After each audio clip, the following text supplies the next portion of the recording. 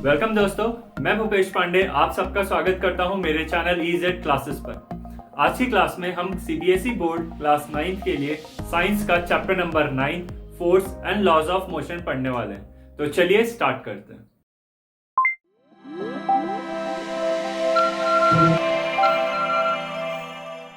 सबसे पहले हम थोड़ा सा रिवीजन करते हैं जो हमने चैप्टर नंबर 8 मोशन में सीखा है। तो सबसे पहले हमने ये सीखा था कि जब कोई बॉडी है आप कैसे बताते हो कि वो बॉडी रेस्ट पर है कि मोशन पर है। ये डिपेंड करता है ऑब्जर्वर पर जो उस बॉडी को ऑब्जर्व कर रहा है या जो उस बॉडी के बारे में उसके स्टेट ऑफ मोशन को बता रहा है। ठीक है, अगर ऑब्जेक्ट ऑब्जर्वर के रिस्पेक्ट में अपनी position with respect to time change करता है तो हम बोलते हैं कि वो मोशन में है, और अगर वो ऑब्जर्वर के रिस्पेक्ट में टाइम के साथ अपनी पोजीशन चेंज नहीं करता वो ऑब्जेक्ट, तब हम बोलते हैं कि वो ऑब्जेक्ट रेस्ट में है। तो सबसे पहला जो शब्द हमने पढ़ा था that was rest and motion. इसके बारे में हमने देखा था कि हमने कैसे बताना है कि कोई बॉडी रेस्ट पर है कि मोशन में है, और इसके लिए हमने जो ऑब्जर्वर को बोला था हमने रेफरेंस फ्रेम शब्द का इस्तेमाल किया था दोस्तों। रेफरेंस फ्रेम, ठीक है, रेफरेंस फ्रेम। रेफरेंस फ्रेम क्या है? ये वो ऑब्जर्वर है जो बॉडी का मोशन बता रहा है। ठीक है, उसके बाद हमने दो नए शब्द सीखे थे, डिस्टेंस एंड डिस्प्लेसमेंट। जब बॉडी एक पोजीशन से दूसरी पोजीशन तक जाती है, ठीक, तो वो एक पाथ, एक रास्ता अपनाते हुए जाती है। ठीक, जो एक्चुअल लेंथ ऑफ पाथ है जो बॉडी ट्रेवल कर रही है, एक्चुअल लेंथ ऑफ पाथ। ठीक है, जैसे कोई बॉडी ए पॉइंट से इस पॉइंट बी तक गई, ठीक है सपोज, तो जो एक्चुअल लेंथ ऑफ पाथ है, मान लीजिए बॉडी इस रास्ते से गई, इस तरीके से गई और उसने ये पूरा रास्ता अपनाया और ए पॉइंट से बी पॉइंट तक पहुंची। यहां पर ए पॉइंट को बोलते हैं initial point, and B point is called final point, ठीक है। तो इस पूरे लेंथ ऑफ रास्ते को, इस पूरे रास्ते की लंबाई को आप डिस्टेंस बोलोगे, और जो चेंज ऑफ पोजीशन हुआ, मतलब this position to this position, इस पोजीशन को आप क्या बोलते थे? डिस्प्लेसमेंट बोलते थे। ठीक, ये भी हमने सीखा था। फिर हमने ये सीखा था कि जब टाइम के रिस्पेक्ट में देखते हैं, मतलब पर यूनिट टाइम, एक यूनिट ऑफ टाइम में बॉडी कितना डिस्टेंस ट्रेवल कर रही है, इस शब्द को हम क्या बोलते थे? स्पीड। और एक यूनिट ऑफ टाइम में बॉडी कितना डिस्प्लेसमेंट कर रही है या बॉडी कितना डिस्प्लेस हो रही है अपनी पोजीशन से, जब आप इसको देखते थे तो उसको क्या बोलते थे? वेलोसिटी। तो यहां दो शब्द नए हमने और सीखे थे, स्पीड एंड वेलोसिटी। और यहां क्या सीखा था? Distance and displacement. ठीक है, और उसके बाद जब हमने rate of change of speed देखा था, ठीक है, rate of change of speed, body की स्पीड किस रेट से बदल रही है। ठीक है, जब बॉडी एक कांस्टेंट स्पीड से ना चले और अपना स्पीड या तो घटाए या फिर बढ़ाए, ठीक है, ऐसा मोशन करने लगे, तब हम ऐसी बॉडी का मोशन एक्सेलरेटेड मोशन कहते हैं। ठीक है, तो एक नया शब्द और सीखा था हमने, एक्सेलरेशन। और एक्सेलरेशन क्या था? Rate of change of speed of the body. ठीक है, और एक्सेलरेशन का फॉर्मूला क्या था? A is equal to dv upon dt, मतलब rate of change in velocity को हम एक्सेलरेशन बोलते हैं, change in speed upon change in time. इसके बाद हमने ग्राफ्स पढ़े थे, डिस्प्लेसमेंट टाइम का, वेलोसिटी टाइम का, डिस्टेंस टाइम का, ठीक है, एक्सेलरेशन टाइम का हमने ग्राफ पढ़ा था। फिर हमने कुछ इक्वेशंस पढ़ी थी, ठीक है, कुछ इक्वेशंस पढ़ी थी, equations of motion. 3 equations of motion होती हैं, 3 इक्वेशंस ऑफ मोशन। कौन कौन सी होती हैं? आप फटाक से एक बार जल्दी से रिवाइज कर लो। पहली इक्वेशन होती है v is equal to u plus a t. Next equation होती है s is equal to u t plus half a t square. And third equation क्या होती है दोस्तों? v square minus u square is equal to 2as। यहाँ पे v क्या है? v is the final velocity of the body, u is the initial velocity of the body, a is the acceleration in the body and t is the time taken by the body, जो उसने अपनी study के दौरान time लिया वो t कहलाता है। और s क्या रिप्रेजेंट करता है? s represents the displacement covered by the body. ठीक है, तो ये हमने इतना रिवीजन करा था। उसके बाद फिर लास्ट में हमने थोड़ा सा यूनिफॉर्म सर्कुलर मोशन भी पढ़ा था। ठीक है, और एक इंपॉर्टेंट फॉर्मूला अगर आपको याद हो रहा हो कि एवरेज वेलोसिटी का भी फॉर्मूला पढ़ा था। Average velocity is net displacement upon total time taken is average velocity.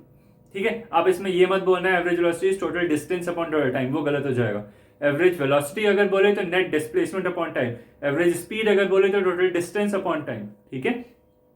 और average velocity for uniformly accelerated motion, ये भी एक चीज हमने पढ़ी थी, क्या थी, मैंने एक वीडियो बनाई है जिसमें डायरेक्टली मैंने बता रखा है या डिराइव भी कर रखा करके बताया है आपको। Average velocity for uniform accelerated motion क्या होता है, v प्लस यू अपॉन 2, यही होता है।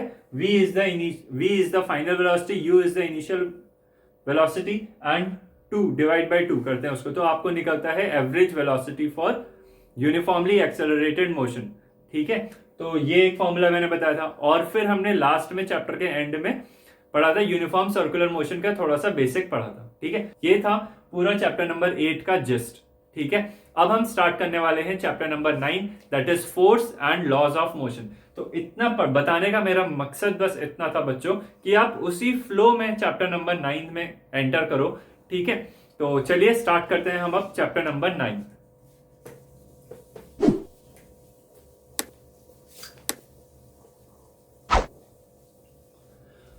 अब आप सब लोग ये जान गए हैं कि कब आप किसी बॉडी को बोलोगे कि वो बॉडी मोशन में है या वो बॉडी रेस्ट में है। एक्चुअली मैंने आपको पिछले चैप्टर में बताया था कि रेस्ट और मोशन दोनों रिलेटिव कंसेप्ट है, मतलब आप किसी बॉडी के लिए एब्सोल्युटली नहीं कह सकते कि ये बॉडी रेस्ट पर है। जैसे मैं हूं, मैं इस वक्त रुका हुआ हूं, आपको लग रहा है कि मैं रुका हुआ हूं, बट अगर आप मेरे को मार्स प्लैनेट में बैठ के देख रहे होते तो मैं घूम रहा हूं, मैं रेस्ट पर नहीं हूं, ठीक है। तो कोई भी बॉडी रेस्ट पर है कि मोशन कर रही है वो डिपेंड करता है उसके ऑब्जर्वर पर। तो ये तो बात हो गई बॉडी के स्टेट ऑफ मोशन की। अब जो मेन क्वेश्चन होता है, जिस क्वेश्चन पे बेस्ड ये आपका 9th चैप्टर है, वो है कि बॉडी मोशन करेगी तो क्यों, ठीक है। बॉडी मोशन करेगी ही क्यों, that main question is the reason. इस क्वेश्चन का जो आंसर है that is the name of this chapter, ठीक है। यही क्वेश्चन का आंसर ढूंढने के लिए हम ये चैप्टर पढ़ने वाले हैं, force and laws of motion. कोई बॉडी अगर मोशन करेगी तो क्यों करेगी, और अगर मोशन करेगी तो किन नियमों पे बेस्ड वो अपना मोशन करेगी, ठीक है। तो this is the introductory class, और इस इंट्रोडक्टरी क्लास में मैं आपको थोड़ा इंट्रोडक्शन ही बताऊंगा इस चैप्टर का, फोर्स एंड मोशन करने के नियम, ठीक है। तो अब सबसे पहले हम बात करते हैं फोर्स। फोर्स क्या चीज होती है, ठीक है। फोर्स, अब बच्चों फोर्स दिखता नहीं है हमको, हमको दिखेगा नहीं कि ये फोर्स है, देखो ये ऐसा फोर्स है, ऐसा कुछ नहीं है, ठीक है। फोर्स हमें कुछ दिखता नहीं है। अब फोर्स सिर्फ महसूस किया जाता है। देखो क्या होता है, फोर्स एक कॉज है, फोर्स इज द कॉज, ठीक है। फोर्स इज द कॉज या रीजन विच कॉजेस या विच ब्रिंग्स चेंज इन, तीन चीजों में जो चीज बदलाव ले आए वो चीज को फोर्स कहते हैं। ये क्या तीन चीजें हैं, shape of body, shape of body, size of body, size of body and state of motion, state of motion. किसी बॉडी, जैसे मेरे पास ये मार्कर है, ठीक है, ये एक मार्कर है। अगर मैं इस मार्कर का साइज चेंज करना चाहूं, ठीक, इसका शेप चेंज करना चाहूं, ठीक, या फिर इसका स्टेट ऑफ मोशन चेंज करना चाहूं, तो मुझे जिस चीज की रिक्वायरमेंट होगी दैट चीज इज कॉल्ड फोर्स, ठीक है। फोर्स इज द कॉज या reason which brings change in the shape of the body, size of the body और state of motion of the body, ठीक है। अब मैं इनके एग्जाम्पल्स के साथ आपको बताता हूं, ठीक है, इनके एग्जाम्पल्स के साथ आपको बताता हूं। सपोज कर लो आपके पास एक स्प्रिंग है, आपने वो स्प्रिंग दीवार में लगाई, ठीक है, दिस इज अ स्प्रिंग, ये एक स्प्रिंग है, ठीक है। आपने स्प्रिंग को दीवार में लगाई, वेरी इजी एग्जांपल, ठीक है। आपने यहां दीवार में कील ठोकी और उस पर एक स्प्रिंग लगा दी। अब जब आपने स्प्रिंग का एक एंड पकड़ा एंड उसको पुल किया बच्चों, अब आपने स्प्रिंग का एक एंड पकड़ा और उसको पुल किया, तो आपने क्या लगाया, फोर्स, ठीक है। You applied force on the spring and उससे होगा क्या, उससे होगा ये कि वो स्प्रिंग इलोंगेट हो जाएगी, वो स्प्रिंग इलोंगेट हो जाएगी, ऐसा ही होगा, ठीक है। ये उसकी ओरिजिनल पोजीशन थी और ये उसका फाइनल शेप था, फाइनल उसका स्टेट था, ठीक है। ये स्प्रिंग का ओरिजिनल ओरिजिनली कैसे स्प्रिंग दिखेगी वो था, और ये उसका फाइनल है कि किस तरह से फाइनली बॉडी हो जाएगी। ठीक है, तो यहां पर क्या चेंज हुआ, यहां पर बॉडी का साइज चेंज हो गया। ठीक है, हमारी स्प्रिंग का साइज चेंज हो गया। तो दिस इज एन एग्जांपल किस तरह से बॉडी का साइज चेंज होता है जब आप फोर्स अप्लाई करते हो। ठीक है, दूसरा एक एग्जांपल मैं आपको बताता हूं। आपके पास एक रबर बैंड है, आपके पास एक रबर बैंड है। ठीक है, रबर बैंड होता है नॉर्मल रबर बैंड, आपने उसको कट कर दिया, एक जगह से कट किया। जब आपने कट करा और आपने उसको टेबल में बिछाया तो वो रबर बैंड इस तरह से दिखेगा, आपने उसको टेबल के ऊपर रख दिया, सिंपल। अब जब आपने इसको पुल किया दोनों तरफ से, आपने इस पे क्या अप्लाई किया, फोर्स। कौन सा फोर्स, पुल वाला फोर्स। आपने इसको पुल किया तो अब ये रबर बैंड बहुत ही थिन रबर बैंड में कन्वर्ट हो जाएगा और इसका साइज चेंज हो जाएगा। ठीक है, अब इसका साइज चेंज हो जाएगा। ये शेप अभी भी क्यूबॉइडल शेप या रेक्टेंगुलर शेप अभी भी है, बट रेक्टेंगुलर शेप फाइनली भी रहेगा, बट इसका साइज चेंज हो जाएगा। ठीक है, तो ये दो एग्जांपल्स थे जहां पर फोर्स के कारण बॉडी का साइज चेंज हो जा रहा है। और भी बहुत सारे एग्जांपल्स हैं, आप सोच सकते हो, अपने चारों ओर देखो। ठीक है, नेक्स्ट, बॉडी का शेप कैसे चेंज हो जाता है। ये आपकी एनसीईआरटी बुक में भी है ये एग्जांपल्स, बहुत सारी आप देख सकते हो, कोई भी आपके पास रेफरेंस बुक हो आप उसमें देख सकते हो। ठीक है, तो बॉडी का शेप कैसे चेंज होता है, शेप चेंज कैसे होता है, आप बहुत ही सिंपल, आप सब बचपन से बॉल से तो खेलते होगे, क्रिकेट बॉल से। आप रबड़ की बॉल लो, स्फेरिकल शेप, आप उसको पुश करो या प्रेस करो, इट्स शेप चेंजेस। ठीक है, तो वो ओवल शेप की हो जाती है या इलिप्टिकल शेप की हो जाती है। तो आप सब ये जानते हो कि फोर्स अप्लाई करने पे बॉडी का साइज चेंज हो गया, बॉडी का शेप चेंज हो गया।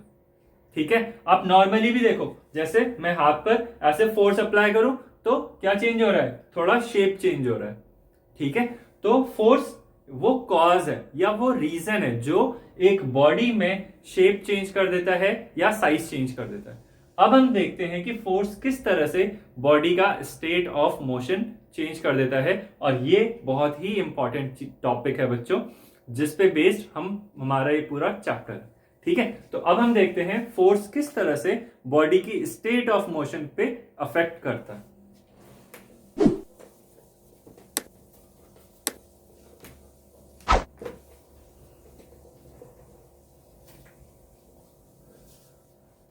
ठीक है, अब आप सपोज सबसे पहले देखिए, ये हमारे पास जमीन है, दिस इज ग्राउंड। ठीक, यहां पर एक ऑब्जर्वर है, ये एक ऑब्जर्वर है। ठीक, अब हमने यहां पर एक ब्लॉक जमीन पर रख दिया, एक ब्लॉक जमीन पर रख दिया, दिस इज अ बॉक्स या एक ब्लॉक, आप कुछ भी बोलो। जैसे सपोज कर लीजिए डस्टर।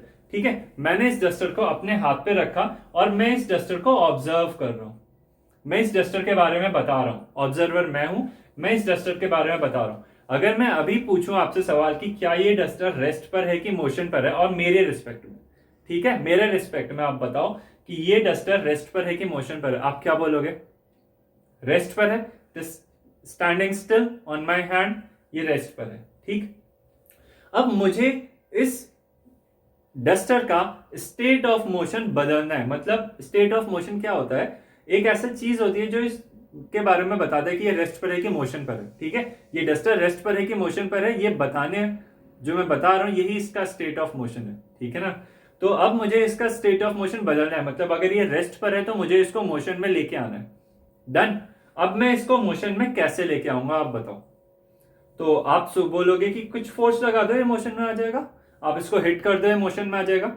डन, दूसरी चीज आप ये बोल सकते हो कि आप अपना हाथ हटा लो तो भी ये मोशन में आ जाएगा, मैं अपना हाथ हटा लूं अगर नीचे से तो भी ये डस्टर मोशन में आ रहा है।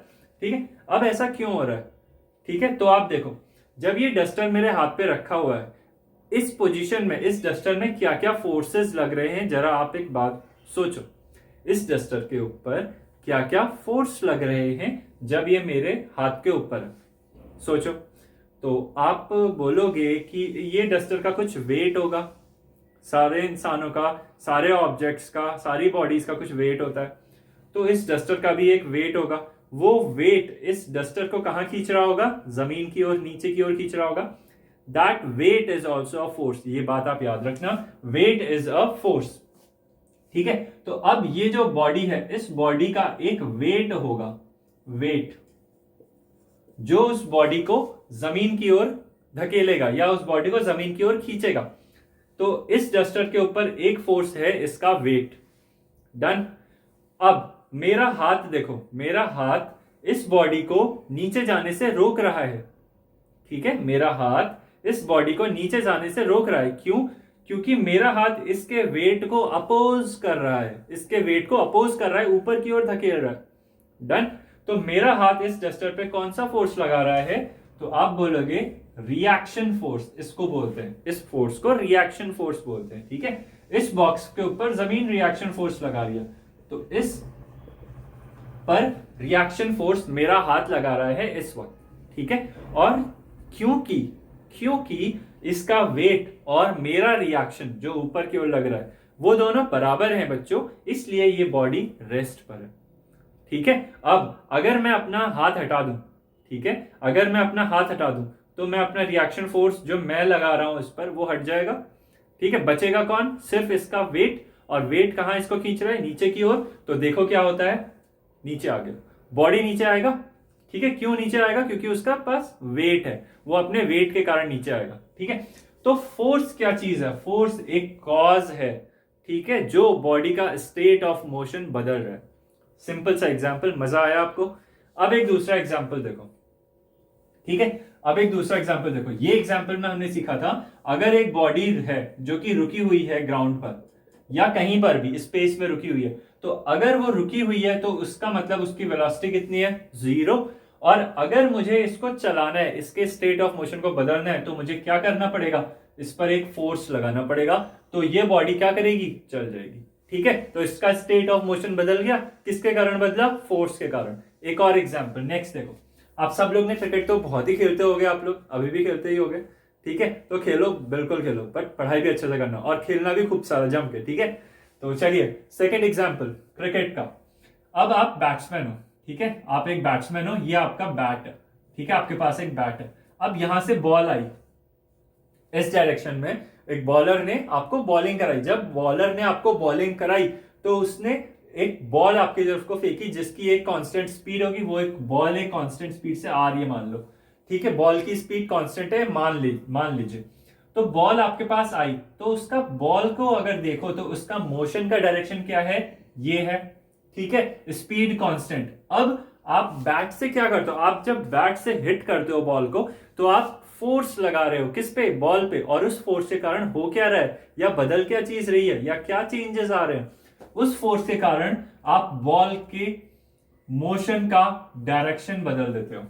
ऐसे ही करते हो। ये बॉल आ रही थी, this is your cricket ball, और जब ये आपके पास आ रही है, this is your bat, cricket bat, ये बॉल आ रही है विद कांस्टेंट वेलोसिटी आपके पास आ रही है, और बैट पे लगने के बाद क्या हो रहा है? ये बॉल इस डायरेक्शन में चली जा रही है, दिस इज वेलोसिटी 1, और ये दूसरी वेलोसिटी के साथ चली जा रही है।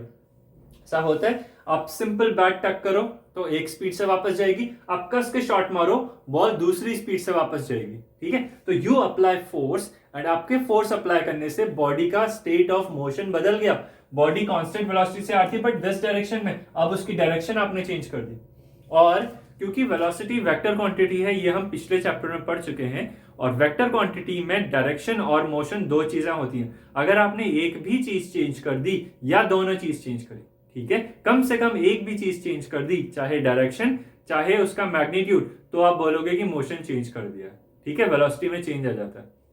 मतलब अगर मैं 2 किलोमीटर पर आवर की स्पीड से इस डायरेक्शन में चल रहा हूं, ठीक है, तो अगर मैं अपनी सिर्फ डायरेक्शन चेंज कर दूं और स्पीड अभी भी 2 किलोमीटर पर आवर है, तो भी मैं बोलूंगा मेरी वेलोसिटी चेंज हो गई। डन। भले ही स्पीड सेम है बट वेलोसिटी चेंज हो गई। क्यों? बिकॉज डायरेक्शन चेंज हो गया। अब अगर मैं 2 किलोमीटर पर आवर से इस डायरेक्शन में चलूं और मेरा डायरेक्शन सेम रहे बट मेरी स्पीड हो गई 4 किलोमीटर पर आवर, ठीक है, मेरी स्पीड बढ़ के हो गई 4 किलोमीटर पर आवर, तो भी मैं बोलूंगा कि मेरी वेलोसिटी में चेंज हो गया। और अगर मैं इन दोनों को बदल दूं, स्पीड भी बदल दूं और डायरेक्शन भी बदल दूं, तो वेलोसिटी में चेंज हो ही गया। समझ गए? तो वेलोसिटी में चेंज 3 तरीके से आ सकता है। डायरेक्शन चेंज कर दो, मैग्नीट्यूड चेंज कर दो, दोनों चीज चेंज कर दो। डन। तो यहां पर आपने बॉल में जब फोर्स अप्लाई किया, ये फोर्स अप्लाई किया जब बॉल से, तो सॉरी बैट से, तो बॉल का वेलोसिटी चेंज हो गया या उसका स्टेट ऑफ मोशन चेंज हो गया, ठीक है। हो सकता है कि अब वो काफी तेज स्पीड से जाए, हो सकता है वो काफी धीरे चल जाए, ठीक है। तो यहां पर आप देख रहे हो कि किस तरह से फोर्स बॉडी के स्टेट ऑफ मोशन में चेंज कर दे रहा है, ठीक है। तो अब मैं एक डायग्राम से आपको समझाता हूं, ये पूरा चीज जो हमने इतने सारे एग्जांपल्स पढ़े इन सबका एक कंपाइलेशन मैं आपको समझाता हूं। जो हमारी बॉडी होती है, ठीक है, वो या तो रेस्ट में हो सकती है या फिर मोशन करेगी। अब ये दोनों चीजें विद रिस्पेक्ट टू ऑब्जर्वर है।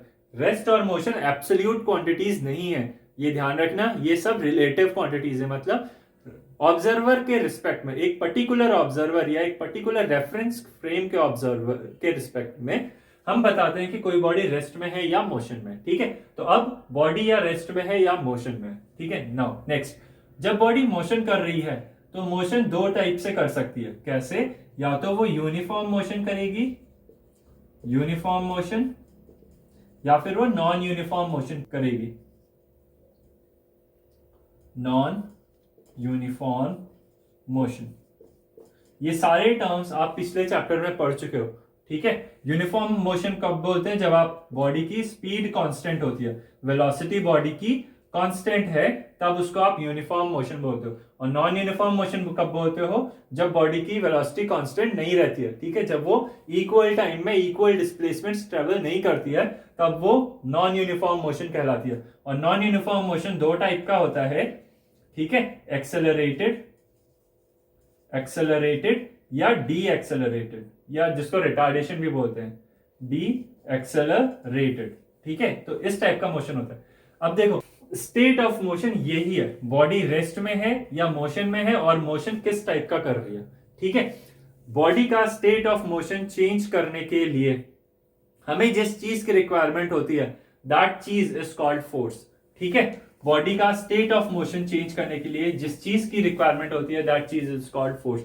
बच्चों, फोर्स कॉज होता है, कारण होता है, और उस कारण का आउटपुट क्या निकलता है, उस कारण का इफेक्ट क्या निकलता है? Change in the state of motion of body, ठीक है। और उसके दो और चीजें निकलती हैं, क्या? या तो बॉडी का शेप चेंज हो जाए या बॉडी का साइज चेंज हो जाए। और अगर बॉडी इतनी ठोस है, इतनी रिजिड है, तो फोर्स लगाने के कारण बॉडी अपना मोशन का स्टेट बदलती है। डन? इतना समझ में आ गया आपको? अब बॉडी का state of motion changes, state of motion changes कब? जब बॉडी का डायरेक्शन ऑफ वेलोसिटी चेंजेस, या बॉडी का मैग्नीट्यूड ऑफ वेलोसिटी चेंजेस, या बोथ चेंजेस, ठीक है। और या फिर बॉडी रेस्ट से मोशन कर रही है या बॉडी मोशन से रेस्ट पर आ गई। सपोज कर लो कोई बॉडी कोई वेलोसिटी से मूव कर रही थी और सामने आपने हाथ लगा के उसको रोक दिया, और यहां पे पहुंचते पहुंचते उसकी वेलोसिटी जीरो हो गई।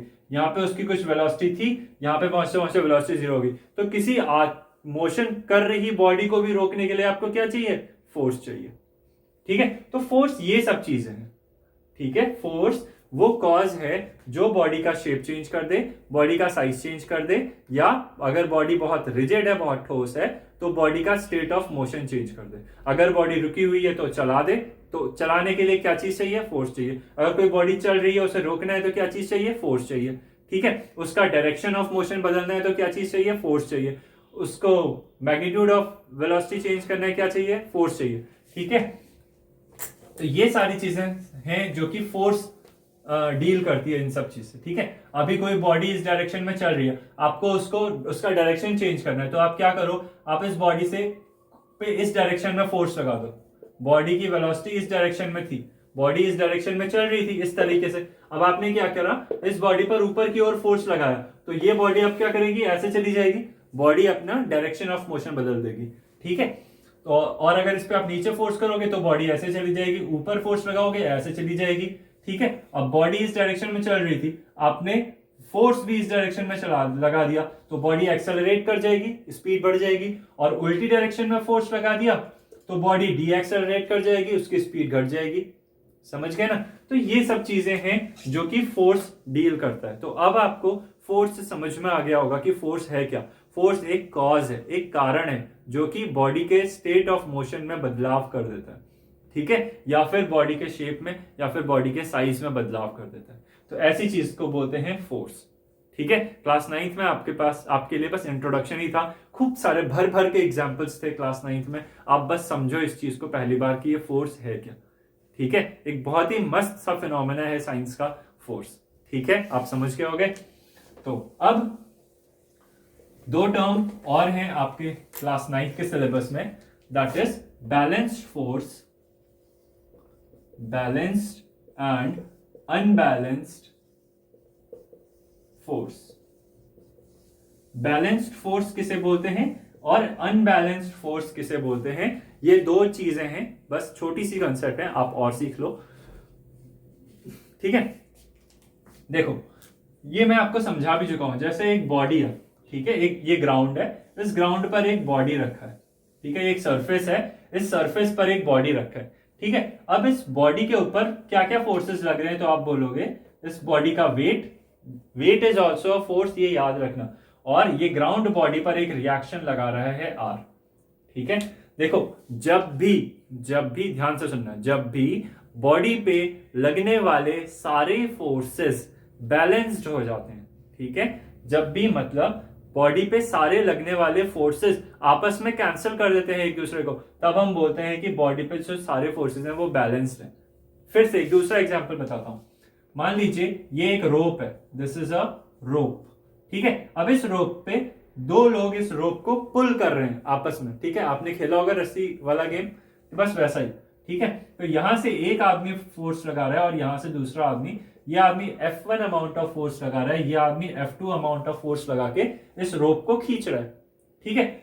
देखो अगर दोनों आदमी इक्वल अमाउंट ऑफ फोर्स से उस रस्सी को दोनों डायरेक्शन में खींचेंगे, क्या वो रस्सी किसी एक डायरेक्शन में जाएगी कभी, उधर या इधर? नहीं जाएगी, ठीक है। ये रोप इसी स्टेट में रहेगी जब तक if F1 is equal to F2, ठीक है, रोप इज स्टेशनरी। जब तक ये फोर्स और ये फोर्स आपस में बराबर रहेंगे, हमारी रोप नहीं हिलेगी, वो जिस पोजीशन में है उसी पोजीशन में रहेगी, ठीक है। तो ऐसी कंडीशन को बोलेंगे बैलेंस्ड फोर्स। मतलब जब बॉडी पे लगने वाले सारे फोर्सेस, एक दूसरे का असर, एक दूसरे का इफेक्ट कैंसिल कर दें, ठीक है, एक दूसरे को कट आउट कर दें, एक दूसरे को बैलेंस बोल दें, तब हम बोलेंगे कि उस बॉडी के ऊपर सारे लगने वाले फोर्सेस बैलेंस्ड हैं। और जब बॉडी पे लगने वाले सारे फोर्सेस बैलेंस्ड होते हैं, उस कंडीशन में हमारी बॉडी कोई एक्सेलरेशन नहीं करती है, वो यूनिफॉर्म मोशन कर रही होती है, ठीक है। When all the forces applied on body cancel each other's effect,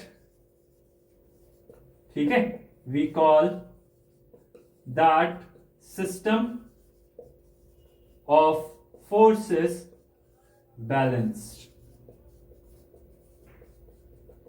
ठीक है। जब किसी बॉडी पे लगने वाले सारे फोर्सेस एक दूसरे को कैंसिल कर देते हैं, उस कंडीशन में हम बोलते हैं कि वो सिस्टम ऑफ फोर्सेस बैलेंस्ड है, ठीक है। और when a body is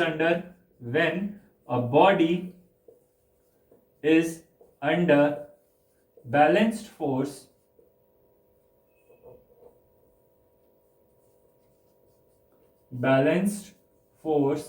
system, it performs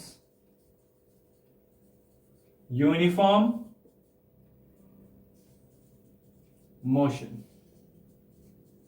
ठीक है। जब एक बॉडी पे लगने वाले सारे फोर्सेस बैलेंस्ड हो जाते हैं, तब वो बॉडी यूनिफॉर्म मोशन कर रही होती है। यूनिफॉर्म मोशन का मतलब या तो वो बॉडी रेस्ट पर होगी, और अगर रेस्ट पे नहीं है तो वो बॉडी एक कांस्टेंट वेलोसिटी पे मूव करेगी, मतलब बॉडी में कोई एक्सेलरेशन नहीं होगा, ना बॉडी की स्पीड चेंज होगी, ना बॉडी की स्पीड घटेगी, और बॉडी अपना स्टेट ऑफ मोशन नहीं बदलेगी, क्योंकि फोर्स तो कॉज है ना स्टेट ऑफ मोशन बदलने का।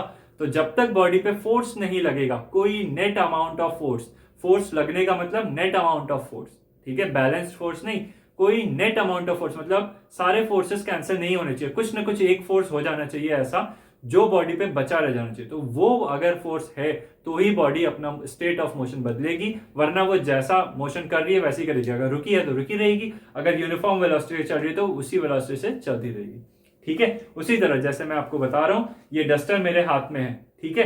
अब सपोज कर लो, अब इस डस्टर में कुछ ऐसी खासियत है कि ये अपना वेट धीरे धीरे बढ़ा रहा है, मान लो सपोज ये अपना वेट धीरे धीरे बढ़ा रहा है, तो मैं अपना रिएक्शन बढ़ा रहा हूं, इसको रोकने की कोशिश कर रहा हूं। बट अगर इसका वेट इतना ज्यादा हो गया कि मेरी हद से ज्यादा पार निकल गया तो वेट बढ़ जाएगा और नेट अमाउंट ऑफ फोर्स आ जाएगा नीचे की ओर, तो ये मेरा हाथ नीचे चला जाएगा, ठीक है। ये वही चीज है। तो जब तक बॉडी में सारे लगने वाले फोर्सेस बैलेंस्ड होंगे तब तक बॉडी रेस्ट पर रहेगी या अपना मोशन, स्टेट ऑफ मोशन बचा के रखेगी, वही रखेगी, स्टेट ऑफ मोशन कंटिन्यू करेगी, उसमें कोई बदलाव नहीं आएगा, ठीक है। तो ऐसे सिस्टम ऑफ फोर्सेस को बोलते हैं बैलेंस्ड फोर्सेस। और बैलेंस्ड फोर्सेस के लिए दो ही फोर्स होंगे ऐसा जरूरी नहीं है, आप 50 फोर्स लगा दो बॉडी पे, बट अगर सारे फोर्सेस बैलेंस्ड हैं तो बॉडी अपना स्टेट ऑफ मोशन चेंज नहीं करेगी, ठीक है। उसके बाद अनबैलेंस्ड फोर्स क्या होते हैं, जब सारे लगने वाले फोर्सेस एक दूसरे को कैंसिल ना करें, मतलब उनका नेट आउटपुट कुछ फोर्स रह जाए। जैसे उधर से मुझे एक आदमी धकेल रहा है 2 न्यूटन के फोर्स से और इधर से मेरे को एक आदमी ढकेल रहा है 4 न्यूटन के फोर्स से, तो इसका वेट ज्यादा हुआ या इसका फोर्स ज्यादा हुआ तो मैं ओवरऑल इस डायरेक्शन में मूव कर जाऊंगा। तो जब बॉडी पे अनबैलेंस फोर्स होता है तो बॉडी अपना स्टेट ऑफ मोशन चेंज कर देती है, ठीक है। तो बच्चों इस लेक्चर में बस इतना ही। होपफुली आपको बहुत मजा आया होगा, बहुत सारे एग्जांपल्स हमने दिए। आपको कैसा लगा ये लेक्चर आप हमें जरूर बताइएगा कमेंट बॉक्स में। नेक्स्ट वीडियो में हम स्टार्ट करेंगे लॉज ऑफ मोशन से, ठीक है, जिसमें हम फर्स्ट लॉ पढ़ेंगे नेक्स्ट वीडियो में, ठीक है। तो इस वीडियो के साथ आपको कोई भी डाउट, कोई भी क्वेश्चन अगर है, कोई भी क्वेरी अगर है तो आप हमें कमेंट बॉक्स पे कमेंट कर सकते हो। हमारा ईमेल आईडी है ezclasses@gmail.com, आप हमें वहां पर भी अपने क्वेश्चंस भेज सकते हो। तो thank you very much, have a nice day.